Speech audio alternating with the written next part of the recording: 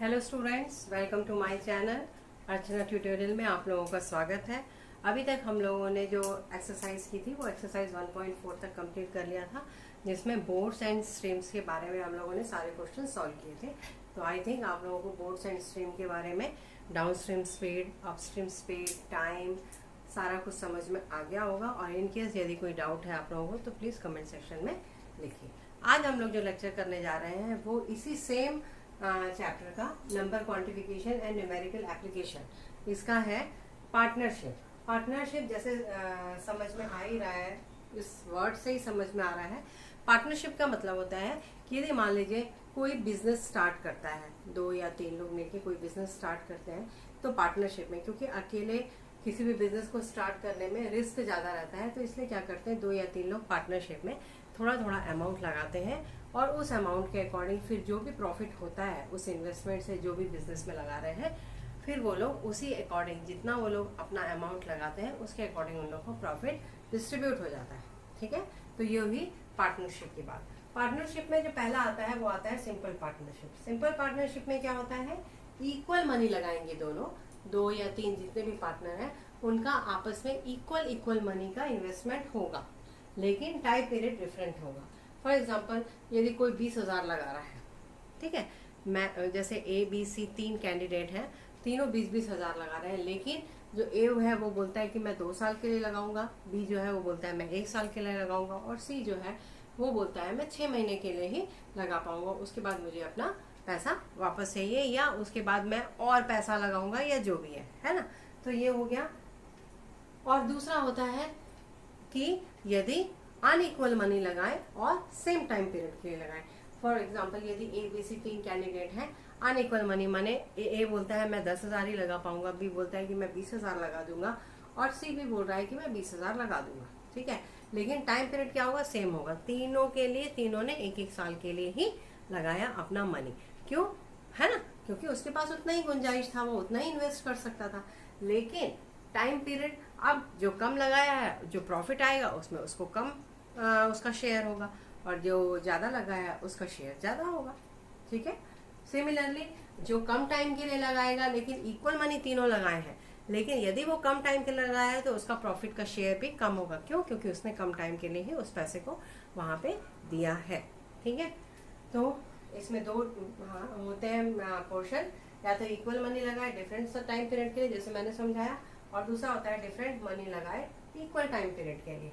तो पहला है इसमें यदि इक्वल इन्वेस्टमेंट करते हैं डिफरेंट टाइम पीरियड के लिए, equal investment for different time period, तो उसमें शेयर जो होता है, शेयर ऑफ, मान लो A और B 2 कैंडिडेट हैं, A और B दो कैंडिडेट हैं, तो उनका जो प्रॉफिट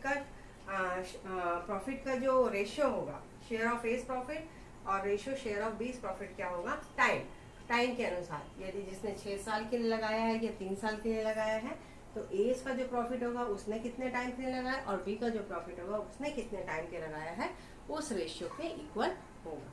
सिमिलरली इसमें सेकंड जो आता है unequal investment for same time period, इसका मतलब टाइम अमाउंट अलग अलग है लेकिन टाइम पीरियड सेम है।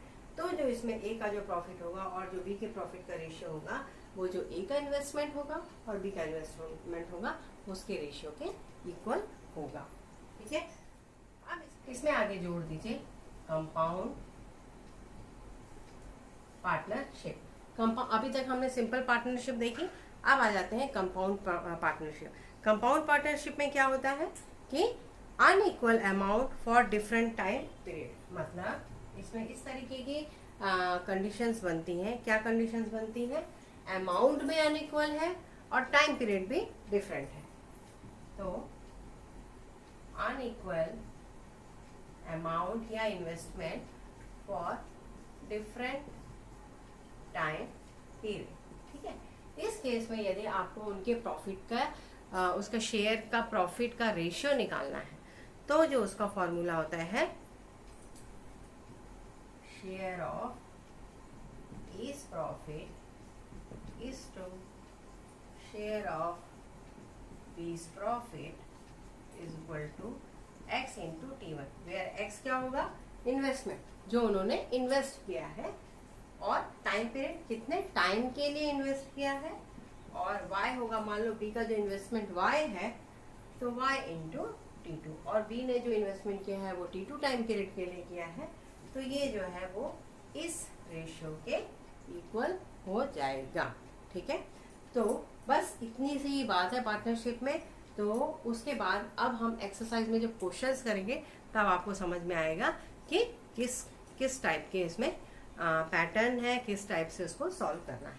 तो अब आ जाए एक्सरसाइज 1.5 का ML अग्रवाल से। ये तो सबको पता ही है कि मैं सारे क्वेश्चन ML अग्रवाल से ही करवाती हूँ।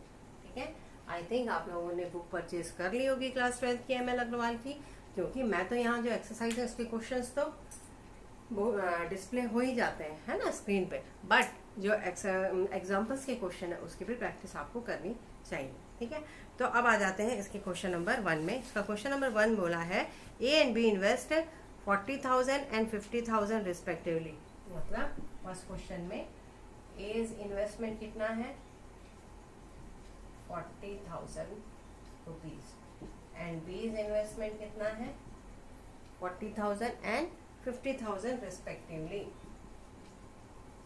ठीक है, तो आपको फाइंड आउट करना है for 3 years find the ratio of their profit. ठीक है, माने और टाइम पीरियड कितना है, अब दोनों ने सेम टाइम पीरियड के लिए किया है, तो ये सिंपल पार्टनरशिप है। सिंपल पार्टनरशिप दैट मीन्स कि unequal amount for same period. Unequal amount for same period में क्या रेशियो आता है कि शेयर ऑफ एस प्रॉफिट आपको निकालना क्या है, हाँ, find the ratio of the, हाँ, तो शेयर ऑफ बीस प्रॉफिट, ऐसा थोड़ा सा आप लिख लेंगे, is equal to A's investment divided by B is to B's investment. तो सारा कुछ है ना, मतलब 4:5। तो ये आपका आंसर आ गया। ठीक है, तो अब आ जाते हैं क्वेश्चन नंबर 2 में। क्वेश्चन नंबर 2 में क्या बोला है कि Suresh started a business with ₹4,50,000 and is joined later on by Ramesh with ₹6 lakhs. After how many months did Ramesh join the business? If the profit at the end of year is divided in the ratio 3:2 between Suresh and Ramesh. तो देखिए यहाँ पे compound partnership है। ठीक है, क्यों? क्योंकि दोनों का इन्वेस्टमेंट भी अलग अलग है। सुरेश ने 4,50,000 इन्वेस्ट किया है और रमेश ने कितना किया है 6 लाख किया है, और रमेश आफ्टर 6 मंथ उसको ज्वाइन कर रहा है, मतलब उनका टाइम पीरियड भी अलग अलग है, और आपको निकाला at the end of the year. ठीक है, तो यहाँ पे सेकेंड क्वेश्चन, सुरेश इन्वेस्टमेंट कितना है 4,50,000 रुपीज। अब रमेश जो है उसको 6 महीने के बाद ज्वाइन करता है, तो और रमेश कितना इन्वेस्ट कर रहा है 6 लाख। तो ये भी कंपाउंड इन्वेस्टमेंट है ना, टाइम पीरियड भी अलग अलग है। प्रॉफिट इज टू जो रमेश का प्रॉफिट है वो आ जाएगा x into T1 that is x into T2। ठीक है, तो सुरेश का तो आपको पता है 1 साल के लिए है, लेकिन ये T2 आपको फाइंड आउट करना है, y होगा यहाँ पे। और प्रॉफिट का जो रेशियो दिया हुआ है वो कितना दिया हुआ है, प्रॉफिट का ratio 3:2 is equal to 4,50,000 into 12 और y इंटू T2। आपको T2 फाइंड आउट करना है, तो 3/2 is equal to 1 2 3 4 1 2 3 4 45 into 12 divided by 60 into T2। तो यहाँ से जो T2 आ जाएगा वो 45 इंटू 12 इंटू 2 बाई 60 इंटू 3।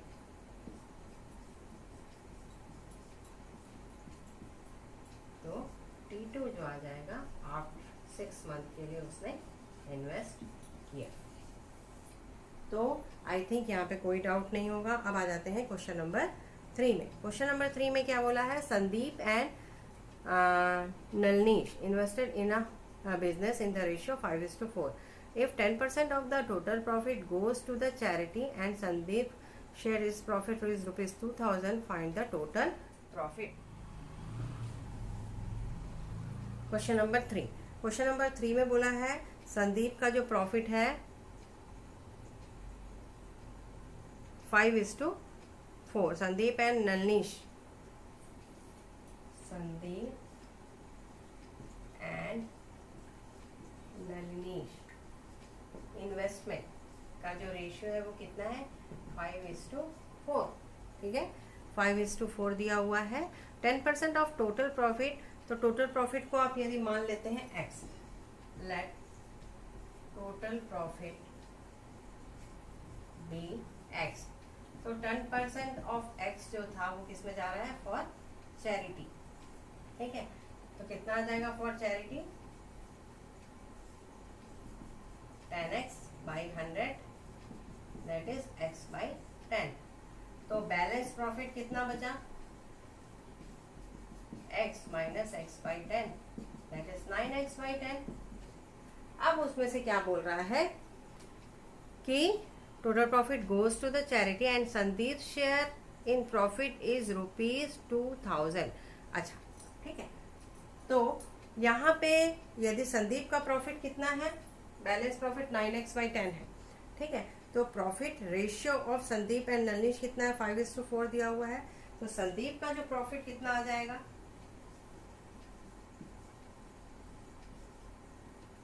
ये। ठीक है, आपको पता है जिस रेशियो में इन्वेस्टमेंट होता है प्रॉफिट भी उसी रेशियो में होता है। तो संदीप प्रॉफिट क्या हो जाएगा, यदि संदीप का निकालना है तो 5/9। ठीक है, तो संदीप का प्रॉफिट कितना निकल जाएगा,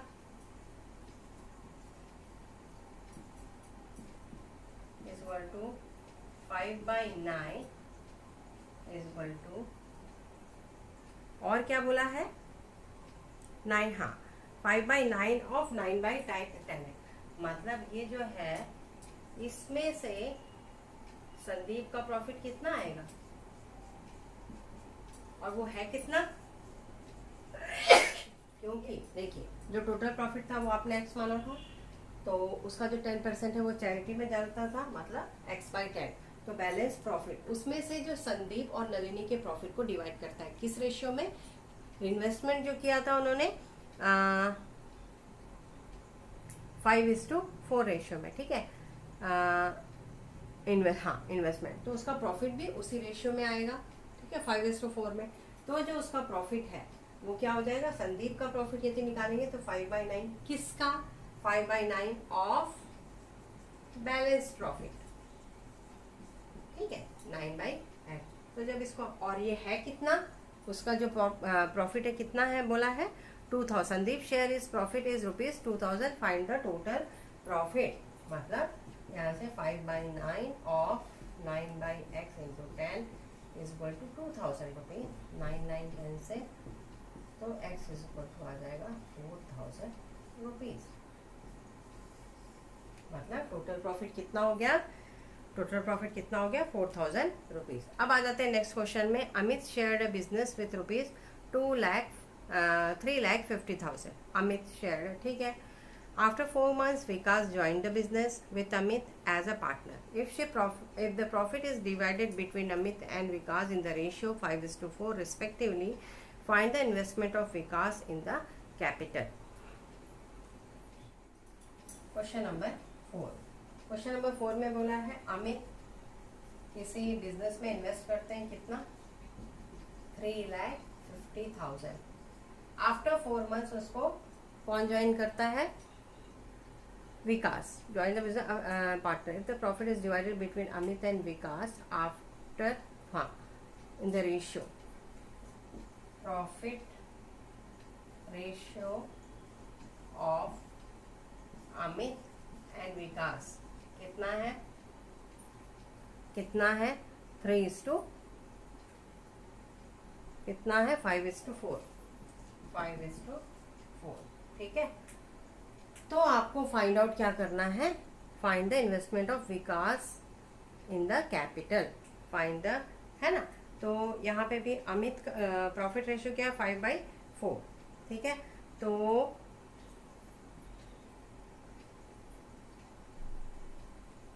कहाँ 5/4 प्रॉफिट का जो रेशियो है,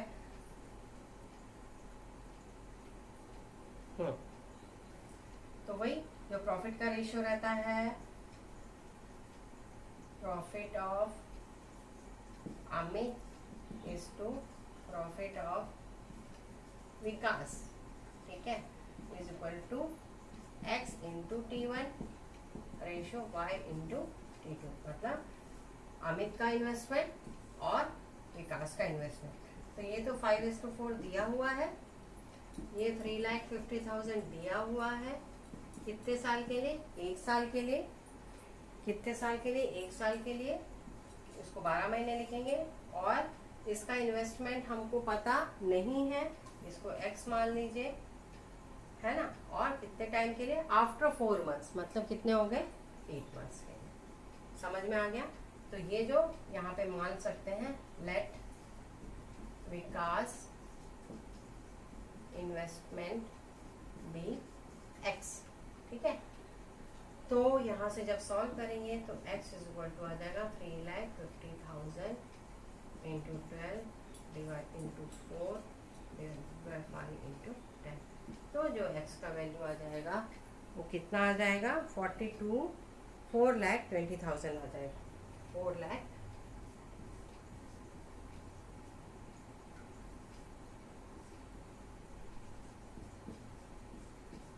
दे सकते हैं, ठीक है। तो ये आ गया क्वेश्चन नंबर 4।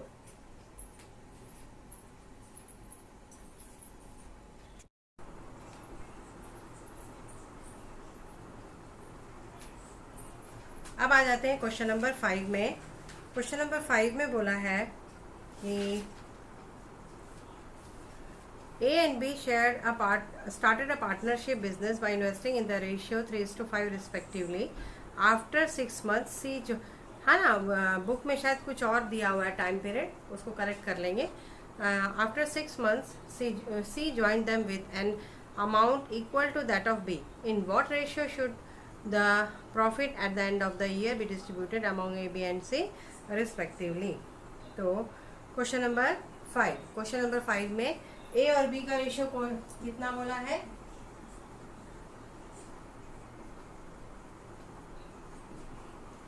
3:5, ठीक है।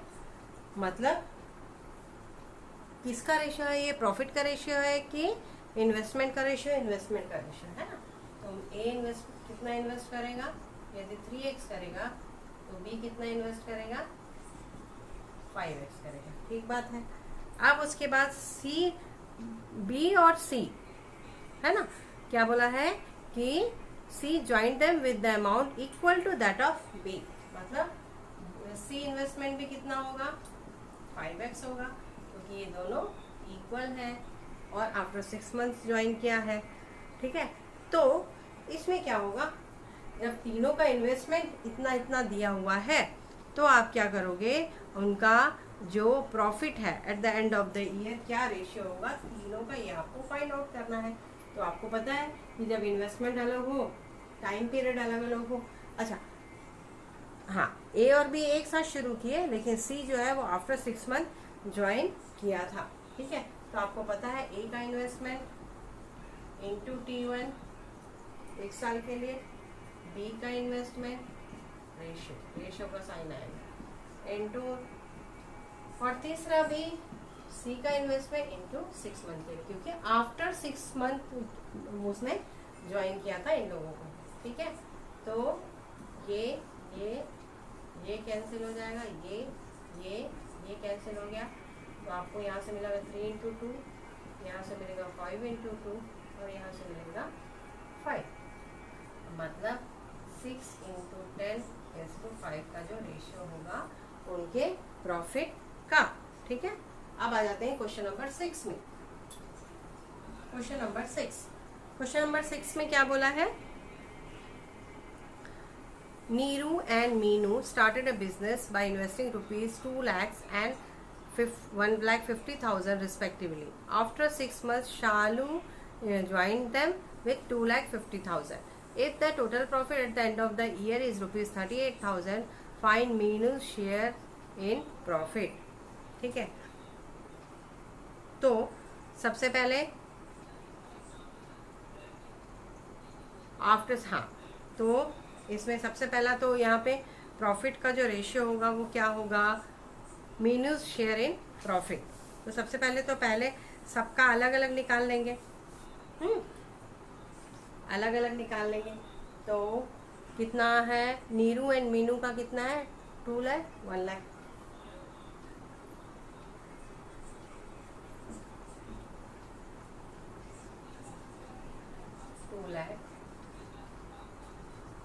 और मीनू इन्वेस्टमेंट 1,50,000। और जो शालू है वो आफ्टर 6 मंथ ज्वाइन किए थे। शालू का इन्वेस्टमेंट कितना है, शालू का इन्वेस्टमेंट कितना है, 2,50,000। 2,50,000। तो इनका जो प्रॉफिट रेशियो निकालोगे आप, प्रॉफिट रेशियो क्या होगा, first investment into T1, second investment, दोनों एक साथ ज्वाइन किए थे और ये जो है आफ्टर 6 मंथ ज्वाइन की थी। तो ये हो गया 2,50,000 इंटू 6, 1 2 3 1 2 3 1 2 3 4 भी कट जाएगा, 4 भी कट जाएगा, 6 2 जा। तो ये आ गया 20 इंटू 2, ये आ गया 15 इंटू 2 और ये आ गया 25। तो 5 से फिर जाएगा, मतलब ये आ गया 8:6 इंटू 5। मतलब ये नीरू का है प्रॉफिट का, ये मीनू का है और ये किसका है, शालू का है प्रॉफिट का रेशियो। ठीक है, लेकिन आपके क्वेश्चन में क्या पूछा है कि यदि टोटल प्रॉफिट कितना हो रहा है 38,000, देन फाइंड मीनू शेयर। तो मीनू का शेयर कितना है, 6। टोटल कितना है,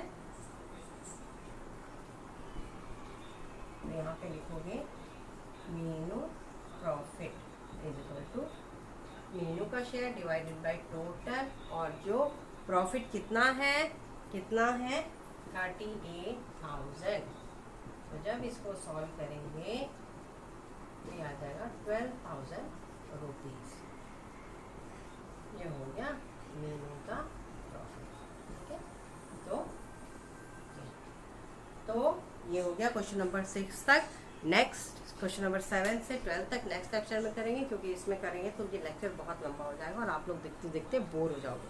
बोर नहीं होना है, मैथ्स को इंटरेस्टिंग बनाना है, मज़े से पढ़ना है, तभी आप लोगों को मज़ा आएगा और प्रैक्टिस करोगे, है ना। तो आज के लिए बस इतना ही। प्लीज़ मेरे चैनल को लाइक, सब्सक्राइब और शेयर ज़रूर करिए, और यदि कोई डाउट है तो कमेंट सेक्शन में ज़रूर लिखिए, और अपने फ्रेंड्स लोगों को भी प्लीज़ ये वीडियो के बारे में रिकमेंडेशन दीजिए कि इसको देखें और उससे बेनिफिट लें। Okay, bye bye.